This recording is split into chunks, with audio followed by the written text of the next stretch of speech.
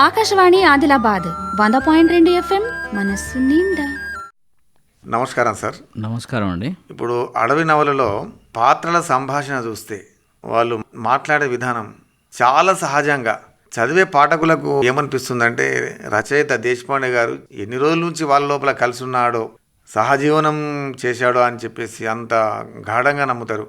మరి ఆ పాత్రల యొక్క సజీవ సంభాషణ మీరు ఎట్లా సాధించారు? వాళ్ళు మాట్లాడే చిన్న చిన్న మాటలు, అంటే చిన్న వాక్యములోనే వాళ్ళ అభిప్రాయం చెప్పడం. మళ్ళీ ఇంకోటి ఏంటంటే మీరు రచయిత వ్యక్తిగత అభిప్రాయం చెప్పే నేరేషన్ ఉంటుంది చూడండి, అది చదివితే గిరిజనేతరుడు కూడా అతని కళ్ళ ముందర సన్నివేశాలు ఇట్లా అతనే చూసినట్టుగా ఇంత పాత్రల సంభాషణ, వాడే భాష, తర్వాత మీ నేరేషన్ ఇవన్నీ కలిసి ఒక రసవత్తరమైన నవల రాయడానికి మీరు పడ్డటువంటి శ్రమ, అంటే ఇటు అధ్యయనం విషయంలో కానీ, సామాగ్రి సేకరణ విషయంలో కానీ, వాళ్ళ మీద ఉన్నటువంటి అభిమానం విషయంలో కానీ మీరు ఏ రకంగా వీటిని సాధించిండ్రు? ఇక్కడ ఒక విషయం చెప్పాలండి. ఏ సన్నివేశాన్ని రాస్తుంటే ప్రతి సన్నివేశంలో ఏదో ఒక రసాన్ని ఆశ్రయించి ఉంటుంది. ముందు రచయితగా నేను డిసైడ్ అయ్యేది ఏంటంటే, ఒక సీన్ రాయబోతున్నప్పుడు ఈ సీన్లో, ఈ సన్నివేశంలో ఏ రసం ప్రధానంగా ఉంది. ఇప్పుడు ముఖ్యంగా అడవి లాంటి నవల రాస్తున్నప్పుడు ఏదో ఒక రసం లేకుండా జరగదు. కొన్ని సన్నివేశాలు రొమాంటిక్గా ఉన్నాయి, కొన్ని సన్నివేశాలు హాస్యంగా ఉన్నాయి, కొన్ని సన్నివేశాలు రౌద్రంగా ఉన్నాయి. బీభత్సం, భయానకం, కరుణ, ప్రేమ. నేను నవరసాలతోని రాసింది అది. దీపావళి పండుగ నాడు వేషం వేస్తే, తర్వాత జంగు దేవుబాయిల దేవుబాయి మీకు ఇంతకుముందు చెప్పిన ప్రతి వాక్యం కొత్తగా ఉండాలని నేను చెప్పింది నాకు నేనే పాటిస్తా. జంగు చెమట కంపు దేవుకిష్టం అని రాసిన చాలా గొప్ప. ఇది మామూలు వ్యక్తులకు అర్థం కాదు, కానీ శృంగార శాస్త్రం తెలిసిన వాడే తెలుస్తుంది. మగవాడి స్మెల్ వేరు, ఆడవాళ్ళ స్మెల్, అదంతగా ఇప్పుడు మన సందర్భం కాదు. కానీ ఇలాంటి విషయాలు ఇప్పుడు కళాపూర్ణోదయంలో అది అంటే ఒక రకంగా చెప్పడం జరిగింది. సహజమైన అందాన్ని కోరుకున్నాడు కదా అక్కడ హీరో. తర్వాత దేవుబాయిని వర్ణిస్తున్నప్పుడు కూడా తమలపాకు తేనె కలిపి చేసిన చెరుకు గడలా ఉంది అన్న. అది మీరు ఊహించుకోండి, తమలపాకుని తేనెని కలిపి చెరుకు గడ్డలా తయారు చేస్తే మరి దేవు ఎట్లా ఉంటుంది అని. అట్లా ప్రతి ఉపమానం చాలా కొత్తగా సన్నివేశాన్ని నేను ఫీల్ అయి రాస్తా కాబట్టి అక్కడ అప్రస్తుతం కానీ అనవసరం ఏది ఉండదు. తర్వాత మనం ఇది దృశ్య కావ్యంగా రాయడానికి ప్రయత్నించాలి. దృశ్య కావ్యంగా రాయాలని ప్రయత్నిస్తుంటే చదివే పాఠకుడికి మన అక్షరాలు దృశ్యంలాగా కనిపించాలి. అంటే అంతకుముందు మీకు నాటక రంగంలో అనుభవం ఉంది కాబట్టి అది సాధించారు. అది అనుకోను నేను, కానీ అంటే మొత్తానికి మనం ఏది అనుకుంటున్నామో అది కనిపించాలా, ప్రభావం ఉంటుంది కొంచెం. అది నాకు చాలా, నేను దాన్ని పాటిస్తా. దాంతో పాత్రలో జీవించడం, సన్నివేశము, వర్ణనలు. నేను అంటే వర్ణనలు ఎట్లా చేస్తారో నాకే తెలియదు. అంటే కొన్నిసార్లు మనం ఎట్లా ఉన్నామో మనకు తెలియదు, ఎదుటి వ్యక్తి చెప్పాలి నువ్వు ఇట్లా ఉన్నావని. కరెక్ట్. అట్లా ప్రముఖ కథ నవల శిల్పాన్ని బాగా ఎరిగిన వ్యక్తి, తర్వాత తెలుగు కాకుండా ఇతర భారతీయ భాషలు, ప్రపంచ భాషలు చదివి తెలుసుకున్న వ్యక్తి వల్లంపాటి వెంకట సుబ్బయ్య. మంచి విమర్శకుడు. కథా నేపథ్యం, కథాశిల్పం, నవలా శిల్పం రెండింటి గురించి రాస్తూ దాంట్లో నేపథ్యాలు చెప్పిండు. ఒక చోట తెలుగులో ఇద్దరు రచయితలు ఉన్నారు. ఒకరు డాక్టర్ కేశవ్ రెడ్డి, రెండు వసంతరావు దేశపాండే. వీళ్ళిద్దరి నవలల్లో వర్ణనలాగా ఉండదు, కథలో ఒక అంతర్లీనంగా నడుస్తుంది. మీరు వర్ణన తీసేయలేరంటాడు. అంటే వర్ణించడానికి రాయారు, వర్ణన ఉండదు. అక్కడ సూర్యోదయం జరుగుతుంది, ఆకాశం ఎర్రగా ఉంది, ఇవన్నీ ఉండవండి. నేను ఆ పాత్రలో సన్నివేశంలోనే వర్ణన వచ్చేస్తూ ఉంటుంది. మరి ఇది ఆయన చెప్పే వరకు నాకు తెలియదు నేను ఇట్లా రాస్తానా అని. సాధారణంగా మంచి విమర్శకులు ఉంటే రాసేవాళ్లకు ఇంకా ఎంకరేజ్మెంటు, తామేమిటో అర్థమవుతుంది. కానీ మన తెలుగు భాష దౌర్భాగ్యం ఏంటంటే కవిత్వానికి అంతో ఇంతో వెలగట్టే శరాబులు ఉన్నారు, నవలకు లేరండి. కథకు ఏదో అనుకుంటున్నాను, కథకు కూడా లేరు. బాగా వర్క్ నడుస్తుంది కానీ కథ అన్నా నవలన్నా రెండూ ఒకటే. కానీ కవిత్వం మీద ఎంతైతే ఉందో కథా నవల మీద లేదు. మీకు ఇప్పుడు కవిత్వం మీద కావాల్సింది మన ప్రాచీన గ్రంథాలు కూడా ఇప్పుడు కవిత్వానికి వర్తిస్తాయి. అవును. పోయిట్రీకి ప్రాచీన విమర్శకులు లాక్షణికులు చెప్పిన నేడు ఆధునిక కవిత్వానికి కూడా వర్తిస్తాయి అవి. అవును. కానీ ప్రోజ్ గురించి వాళ్ళు చెప్పలే కదా. మనకు ముందు పద్యమే ఉంది తప్ప గద్యం లేదు, వచనం లేదు. వచనం లేదు. అది ఒక లోటు. మంచి విమర్శకులు తెలుగులో కరువండి. ఒకే ఒక విమర్శకుడు వల్లంపాటి వెంకట సుబ్బయ్య, ఇంకా 2-3 ఉన్నారు, కానీ వాళ్ళు ఏదో ఒక భావజాలాన్ని కట్టుబడి విమర్శ చేస్తారు. హరగోపాలు మీ నవల మీద మంచి ఒక పేపర్ సబ్మిట్ చేసినట్టు తెలిసింది. అవును, హరగోపాలు ఈ నవలకు ఒక జడ్జిగా ఉండి చాలా ఇంప్రెస్ అయిన వ్యక్తి. తర్వాత ఆయన ఒకసారి ఆయన political science professor, political science economics గురించి ఒక చోట ఆయన ఒక సెమినార్లో పేపర్ సబ్మిట్ చేయాలి. ఆ పేపర్ సబ్మిట్లో ఆయన అడవి నవల కథ అంతా చెప్పేసి దాంట్లో ఉండే ఆర్థికమైన విలువలన్నీ ప్రతిపాదించిండు. అక్కడ ఉండే సెమినార్లో ఉండేవాళ్ళు, ఇదేంటి సార్ మీరు, మనం ఏదో మన సబ్జెక్టు మీద మాట్లాడదాం అనుకుంటే మీరు ఏదో నవల గురించి చెప్తుండ్రంటే ఆయన మళ్ళీ రెండింటికి లింక్ చేసి చెప్పిండు. దీంట్లో ఉండే ఆర్థికమైన విషయాలు మనకు చూడడానికి మామూలుగా కనిపిస్తున్నాయి, కానీ ఆర్థికమైన విషయాలే మొత్తం జీవితాలను నడుపుతాయి, విప్లవాలను తీసుకొస్తాయి అని చెప్పి దాని మీద చాలా అద్భుతమైన విశ్లేషణ ఇస్తూ ఆ వ్యాసాన్ని ఇంగ్లీష్లో ప్రచురించిండు ఆయన. అయితే ఇప్పుడు అది మనం పాత్రల విషయానికి వస్తే, పాత్రలు కూడా చాలా అంటే సహజంగా మాట్లాడుతున్నట్టుగా, ఎటువంటి తడబాటు లేకుండా, అదే నాగరికులైతే చాలా ఉద్దేశపూర్వకంగా గడుసుగా మాట్లాడతారు కదా. మీరు చాలామంది అనుకుంటారు వాళ్ళతో మమేకమై తిరిగాడేమో, ఉన్నాడేమో, జీవించుండేమో అంటారు కదా. అంటే చిన్నప్పటి నుంచి పల్లెటూరి నేపథ్యం, వాళ్ళ మధ్యనే పెరగడం, వాళ్ళనే చూస్తూ ఉండడం, కాబట్టి మీకు వ్యవసాయం ఉండడేమో. వ్యవసాయం ఉంది. గిరిజన ప్రాంతాలు పుట్టి పెరిగిన ఊళ్ళో ట్రైబల్స్ ఉన్నారు, వాళ్ళ అనునిత్యం వచ్చేది. మిగతా పని వాళ్ళకు చాలా తేడా ఉండేది. అప్పుడు కూడా వాళ్ళు పనిచేసే క్రమంలో వాళ్ళ మీద జరుగుతున్నటువంటి అంటే సహజమైన ఒక శ్రమ దోపిడీ అనుకోండి, లేకపోతే అవును శ్రమ దోపిడీ. మీరు ఒక పత్తి ఏరడానికి వచ్చిన ఇద్దరు, ఒక మామూలు నాన్ ట్రైబల్ ఇద్దరు వస్తే ఇద్దరి తూకం వేసేసి మీరు కావాలని ఈమెకి ఇంకా తక్కువ వేసిన ఈమె ఏం అనుకోదు. ఈమె మాత్రం అల్లరి పెడుతుంది, లేదా పిచ్చి పిచ్చిగా చూస్తుంది, నీ మీద అనుమానంగా చూస్తుంది. కానీ ఈమె చూడదు. ఈమెకు మనిషి మీద నమ్మకం. అదే అందుకే మీకు గిరిజనుల మీద అంత అభిమానం కలిగి నాకు మొదటి నుంచి వాళ్ళంటే నిజంగా వాళ్ళు ఎంత అమాయకులు అసలు రాయాలనిపించింది. నవల రాయడానికి కూడా ఇది ఒక చిన్న కారణం అనుకోవచ్చు. కారణం వాళ్ళ అమాయకత్వం, వాళ్ళలో ఉండే తిరుగుబాటు లేనితనం. ఎప్పుడో తిరుగుబాటు జరిగింది, కానీ ఇప్పుడు తిరుగుబాటు లేవు. నాకు ఒక గిరిజనులే కాదు, అంటే వ్యక్తిగతంగా నాకు అనిపిస్తుంది, చాలాసార్లు ఎద్దుని మనం పొలానికి గడదాం. ఉదయం నుంచి సాయంత్రం దాకా 4 గంటలకు లేచి మీరు పొలం కట్టండి, ఎద్దు ఏమన్నది. సాయంత్రం దాకా దుక్కిదునండి ఏమన్నది. మళ్ళీ వచ్చిన తర్వాత మళ్ళీ బండి కట్టుకొని అదలాబరండి ఏమన్నది. మళ్ళీ వెనక తిరిగి అదలావదండి ఏమన్నది. నాకు అనిపిస్తుంది ఇది లేచి విని కుమ్మది ఎందుకు.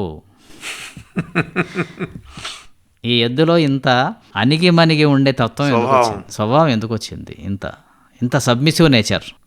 నిజంగా ఎద్దు ఒకవేళ తిరగబడితే మనిషి ఉంటాడా, దాని గిట్టలతో తొక్కినా, అది కొమ్ములతో కొమ్మినా మనిషి దాన్ని ఏం చేయలేడు, దాన్ని మచ్చిగా చేసుకోలేము మనం. నాకు గిరిజనుడు కూడా అలాగే అనిపిస్తాడు. వాడు ఎంత శ్రమ దోపిడీ కానీ చేస్తూనే పోతాడు. కానీ ఇప్పుడు ఆ కాలం లేదు కదా. లేదు అని మీరు అనుకోకండి, ఇప్పటికీ ఉంది. దానికి మీరు ఏమీ అనుమానపడొద్దు.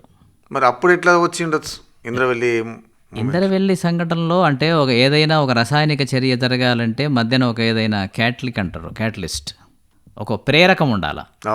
అది తనకు తానుగా ప్రేరేపించబడి చర్యలో పాల్గొనదు. రసాయన చర్య జరగాలంటే 2 పదార్థాలు ఉంటాయండి. ఈ 2 పదార్థాలు రసాయనిక చర్య జరగాలంటే దాంట్లో మధ్యవర్తికి ఒక పదార్థం ఉంటుంది. ఇది వేస్తే ఇవి 2 చర్య జరుగుతాయి. ఆ ఇంద్రవెల్లి సంఘటనలో కూడా చర్య జరిపే శక్తి ఉంది, కానీ మధ్యవర్తిలో వచ్చిండ్లు చర్యను తీవ్రవతరం చేసిండ్రు. అది ఆ మధ్యవర్తులు ఎవరు మీకు తెలుసు, నాకు తెలుసు. అది ఇప్పుడు దాంట్లో నవలలో మీరు తీసుకున్నటువంటి ఇతివృత్తంలో మీకు ఎక్కడైనా కానీ అంటే మీ నవలకు అంటే ఇబ్బంది కలిగించే సంఘటనలు, సన్నివేశాలు కనుక ఉండే, ఫస్ట్ రాసినప్పుడు ఉన్న సంఘటనలు తర్వాత తీసివేసినటువంటి ఏమైనా ఉన్నాయా? లేదు, నేను రాసిన తర్వాత నాకు నేను ఎడిట్ చేసుకొని ఇప్పుడు చెప్పినట్టుగా హెమండార్ఫ్ ఒక సీన్ని తప్పించడమే తప్ప అది నాకు నేను అంటే ఇది కరెక్ట్ కాదు. మ్మ్. ఆయనను ఒక ఎంతో గొప్పగా నేను నా థీమ్ కోసం వాడుకున్నా కానీ అంత కాదు ఈయన అని చెప్పి నేను తప్పించడం జరిగింది. అంతే తప్ప ఎక్కడ నేను రాజీపడిన వాక్యం కానీ రాజీపడి రాసిన సన్నివేశం కానీ లేదండి. నేను ఏది రాయాలనుకున్నా అది రాసిన అదే. ఇప్పుడు దాంట్లో సార్ మీకు ఈ ట్రైబల్స్కు ప్రభుత్వానికి, తర్వాత ట్రైబల్స్కు, తర్వాత ఈ దోపిడీ వర్గాల వాళ్ళకు, అంటే ఏది పట్టణాల్లో ఉన్నటువంటి వాళ్ళకు మధ్యన మాటల సంభాషణ జరుగుతుంది, చాలా తీవ్రంగా జరుగుతుంటుంది. అప్పుడు ఇవన్నిటినీ గమనిస్తూ దాంట్లో సహజీవనం చేస్తూ వాళ్ళ చరిత్రను రికార్డ్ చేస్తున్న ఒకటి సిద్ధార్థ అనే పాత్ర ఉంచు. అవును, సిద్ధార్థ నా ఆదర్శం. అయితే సిద్ధార్థ పాత్రని అంత గొప్పగా ఎట్లా చిత్రీకరించగలిగారు? అంటే నిజంగా ఆ పాత్ర మరి ట్రైబల్స్ దాంట్లో తిరిగే వ్యక్తియా, లేకపోతే మీరు ఊహించి ఆ పాత్రను క్రియేట్ చేసిందే? అంటే ఒకటి మనం ఎంత అవునన్నా కాదన్నా రచయితలు కొన్ని పాత్రల్ని ప్రేమిస్తారా? ప్రేమించి తను స్వయంగా దాంట్లోకి వెళ్తాడు. అంటే ఒక రకంగా తన హీరోయిజాన్ని ప్రదర్శించడానికి ఒక పాత్రను ఎన్నుకుంటాడు. అట్లా రచయితగా నేను ఎన్నుకున్న పాత్ర సిద్ధార్థ. సిద్ధార్థ పాత్ర పెట్టిన తర్వాత పాఠకులకు చాలా విపరీతంగా నచ్చింది. కానీ ఆ పాత్ర తిరిగి రాకపోవడం చాలామంది, కొన్ని వందల మంది నాకు ఉత్తరాలు రాసిండ్రు, ఏంటి సార్ సిద్ధార్థ మళ్ళీ రాడెందుకు అని. నా రెండవ నవల కావాలని చెప్పిన సిద్ధార్థతోనే నవలను ఓపెన్ చేసిన ఊరు. రెండవ నవలలో మళ్ళీ సిద్ధార్థ గురించి చాలా ఎక్కువగా, అంటే అప్పుడు ఏదైతే అనుకున్నారో నేను ఈ రెండు నవలలు కలిపి నేను ప్లాన్ చేసుకున్నా ముందే. కాబట్టి నేను అక్కడ నాకుండే నిడివికి నేను మొదటి నవల మాత్రమే రాసి పబ్లిష్ చేయగలిగిన. రెండవ నవలలో మళ్ళీ సిద్ధార్థ పాత్ర వస్తుంది. ఒకవేళ రేపు మళ్ళీ మూడవ నవల రాయగలిగితే మళ్ళీ సిద్ధార్థ ఉంటాడు. మీరు ఊరిలో సిద్ధార్థ పాత్రను అద్భుతంగా సృష్టించినట్టుగా, అడవిలో అంటే ప్రవేశం చాలా బాగుంది, కానీ అంటే అడవిలో సిద్ధార్థ పాత్రని ఇంకా చాలా అంటే పొడిగిస్తే బాగుండునేమో, వాళ్ళలో ఒక వ్యక్తిగా కలిసి జీవిస్తూనే వాళ్ళ లోపల మార్పు కోరుకునేవాడని, వాళ్ళని చైతన్యపరిచేవాడని, ఆ రకంగా ఇంకా కొంచెం పొడిగిస్తే బాగుండేమని అంటే చాలామంది అనుకున్నట్టుగా నాకు కూడా అనిపించింది. నిజమే, కానీ ఇక్కడ మనం పత్రికలకు రాయడంతో మనకు చేతికి కొంచెం సంఖ్యలు వేసినట్టుగా ఉంటుంది. వాళ్ళు ఎంతసేపు పేజీకి ఎన్ని అక్షరాలు ఉండాలా, ఎన్ని వాక్యాలు ఉండాలా, ఎన్ని పేజీలు ఉండాలో పెద్ద చట్రం ఉంటుంది. ఆ చట్రంతో నేను కొంచెం తగ్గించుకున్నది ఏమంటే సిద్ధార్థ పాత్రని. మిగతాయి తగ్గిస్తే నవల యొక్క సారం పోతుందని సిద్ధార్థని నేను తగ్గించుకోవడం జరిగింది. దాన్ని పూరించడానికే నేను రెండవ భాగంలో ఊరులో సిద్ధార్థ పాత్రని కొంచెం చక్కగా ఉపయోగించుకోవడానికి ప్రయత్నం చేశాను. అదే సార్, ఇప్పుడు కొందరు అంటుంటారు ఏంటంటే అడవి నవలలో నేరేషన్ అంటే రచయిత అభిప్రాయ భాష, అది ఆదిలాబాద్ భాషలోనే ఉంటే బాగుండని చాలామంది అంటే అంటుంటారు. అయితే మీరు మామూలుగా వ్యవహారిక భాషనే వాడినరు, మరి వాడితే బాగుండేదే, లేకపోతే అట్లనే ఉంటే ఇంకా ఏమన్నా అడవి నవలకు ఇంకేమన్నా ప్రసిద్ధి అంటే ఎక్కువ జనంలో? నేను అంటే సాహిత్యంలో ఒక 3-4 ప్రసిద్ధమైన వ్యక్తులు అతి గొప్పగా పేరు తెచ్చుకున్న వాళ్ళ రచనలు మీకు ఉదాహరిస్తాను నేను. ఒకటి మొదట రావి శాస్త్రి, రెండవది బీనాదేవి, 3 కాళీపట్నం రామారావు. కాళీపట్నం రామారావు యజ్ఞం కథ, తర్వాత రాచకొండ విశ్వనాథ శాస్త్రి నవలలు, బీనాదేవి నవలలు. ఈ 3 చదివినప్పుడు వాళ్ళ మీద భక్తితో మనం చదవడానికి మొదలు పెడతాం, కానీ మిమ్మల్ని ముందుకు నడిపించదు. ఎప్పుడైతే పాత్రలు నెరేషన్ 2 ఒకే మాటరికంలో ఉంటాయో మనకు కొంచెం కొరకుడు పడదు, కొంచెం కష్టం అవుతుంది. ఇక్కడ పుస్తకం పట్టుకోకపోవడము, చదవడం మానేయడం మన ఆప్షన్ అండి, కాబట్టి మనం ఆపేస్తాం. అందుకే చాలామంది ఒక్కొక్క కథని, ఒక నవలను చదవడానికి వారం పట్టింది, నెల పట్టింది, ఏడాది పట్టింది అంటారు. ఇది కరెక్ట్ కాదండి. ఇది అంటే భాషాపరమైన లోపం మనలో ఉన్నప్పుడు మనం ఎంత గొప్ప ఇతివృత్తం రాస్తే ఏం లాభం, వాళ్ళు చదువుతలేరు. ఇప్పుడు నేను ఇంత సాహిత్యం బాగా తెలిసి, ప్రోజ్ అంటే నాకు చాలా ఇంట్రెస్ట్ ఉండి, కాళీపట్నం రామారావు అంటే చాలా నాకు గౌరవం, భక్తి ఉన్నది. ఎన్నో ఏళ్ల తపనతోనే నేను యజ్ఞం కథను చదివిన, నాకు తొందరగా దొరకలేదు. చాలా రోజులు వెతికితే అప్పుడు దొరికింది. ఆ యజ్ఞం కథను చదవడానికి నాకు ఒక యజ్ఞం అయింది. ఆ భాష నన్ను ముందుకు పోనీయది. అందులోని పాత్రలు, ఆ నెరేషను స్థూలంగా కథ అర్థమైంది తప్ప అది ఎవరికి మనం చదువు అని ఇవ్వడానికి వీల్లేదు. ఇది అంత మంచిది కాదు అనిపించి నేను నా నెరేషన్ని మొదట రాసింది నేను ఆదిలాబాద్ మాండలికంలోనే రాసిన. రెండు కలిపి ఒకటే దాంట్లో ఉంటాయి. పాత్రలు మాట్లాడేది, రచయిత మాట్లాడేది రెండు ఒకటే ఉంటాయి. కానీ రెండవసారి మాత్రం మనకి ఎప్పుడైతే ఇంత ఒక మంచి పాపులర్ మ్యాగజైన్లో అవకాశం వచ్చింది, ఇది ప్రజల దగ్గరికి బాగా వెళ్ళే అవకాశం ఉంది, అలాంటప్పుడు మనం చిన్నగా నెరేషన్ మార్చుకుంటేనే బెటర్ అనిపించింది. అది 100కి 100 నాకు నిజం అనిపించింది. అందుకే దానికి అంత రెస్పాన్స్ వచ్చింది. అది ఒకవేళ నేను నెరేషన్ మార్చకపోతే రీడర్స్ అంత దొరికేవాళ్ళు కాదు నాకు. అది ఇప్పుడు చతుర నవలలో ఇది అవార్డు వచ్చిన తర్వాత అది నరేషన్ మార్చేసారు. అవార్డు వచ్చిన తర్వాతనే మార్చిన.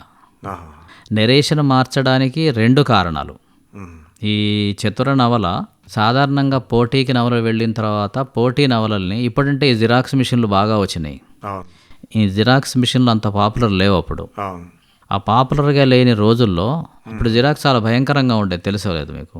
ఒక పెద్ద గ్లాసులో గసగసాలు లాంటివి, ఒక నల్లటి పౌడరు, గసాలు లాంటివి ఉంటే అద్దం మీద తీసి ఆ పాతది గుర్తు తెచ్చుకుంటే ఒక జిరాక్స్ తీయాలంటే, ఒక పేజీ తీయాలంటే 5 నిమిషాలు 10 నిమిషాలు పట్టేది.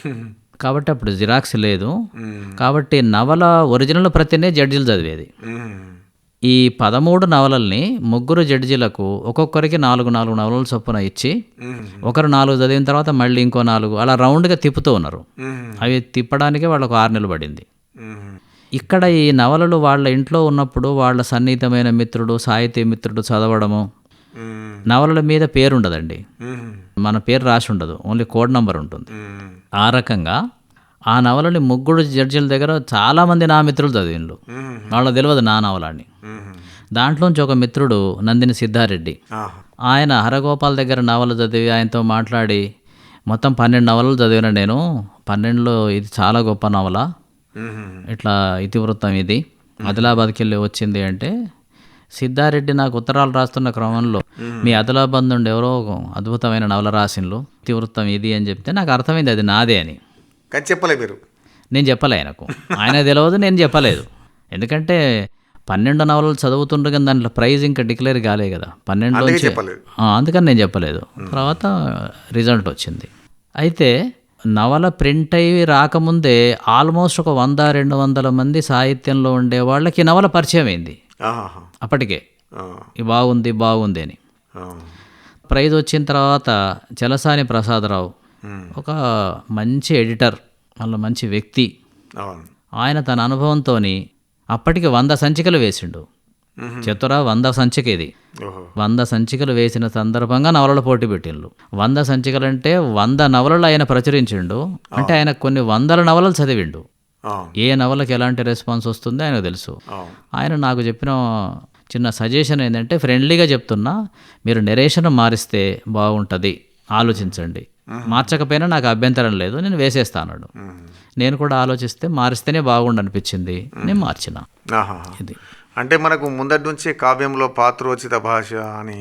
అవును, కావ్యంలో పాత్రోచిత భాష నేను మార్చలే, రచయిత చెప్పే భాషను మార్చిన అంతే. అంటే ఇప్పుడు అది మారింది కదా అని. పాత్రోచిత భాష ముందు ఉండాలన్నారు. అవును. ఇప్పుడు ఒక కూలివాడు కూడా హీరో అవుతున్నాడు కదా. అవును. అటువంటి అప్పుడు పాత్రోచిత భాషను అట్లా ఆ రకంగా పాటిస్తలేదు కదా ఈ మధ్యన. అయితే మీరంటున్నారు ఏంటంటే, మీ ఉద్దేశం పాఠకులకు చాలా మంది చేరాలంటే ఈ నరేషన్ పాటించాలి. అదే. ఇంకోటి, నేను నా నవలలో మీరు ఇప్పుడు చెప్పినట్టుగా భాషలు బాగున్నాయి, పాత్రలు బాగున్నాయి అంటే, నేను ఎన్నుకున్న ఒక పాత్ర కొన్ని 100,000 మందికి రిప్రజెంటేషన్. కొన్ని 100,000 మందికి. రాఘవులు అని ఒక సావుకారు ఉంటాడు. నాకు చాలామంది రాఘవుల గురించి నాతో, సార్ మా ఊళ్ళో కూడా ఒక రాఘవులు ఉన్నాడు అనేది. అడవి నవలలో ఉన్నట్టే ఉన్నాడు. మీ నవలలో ఉన్నట్టే ఉంటాడు సార్, మీరు చూసిన ఆయనని, వాళ్ళ ఇల్లు కూడా ఇట్లనే ఉంది సార్, ఒక బంగోయి ఉంటుంది సార్, ఆయన కూడా శుక్రవారం శనివారం ఒక పొద్దు ఉంటాడు సార్, ఇంత పెద్ద గిన్నెడు అటుకులు తింటాడు సార్, అందులో ఊరగాయ కలుపుకుంటాడు, పెద్ద గ్లాసుడు ఛాయ్ తాగుతాడు. ఇవన్నీ నా దాంట్లో ఉన్నాయి. ఇది నేను ఒక జనరల్ క్యారెక్టర్, జనరల్ కొన్ని 100 మంది ఎట్లా ఉంటారో దాని నుంచి నేను తీసుకున్న సారం అది. కాబట్టి తప్పకుండా అట్లాగే ఉండాల్సి ఉంటుంది, తప్పించుకోవడానికి వీల్లేదు. దేవుబాయి కూడా అంతే. దేవుబాయి పాత్ర ఇప్పటికీ ఉన్నారు. అదే, ఇప్పటికీ ఆ స్వభావం కూడా అంతే ఉన్నది. అదే.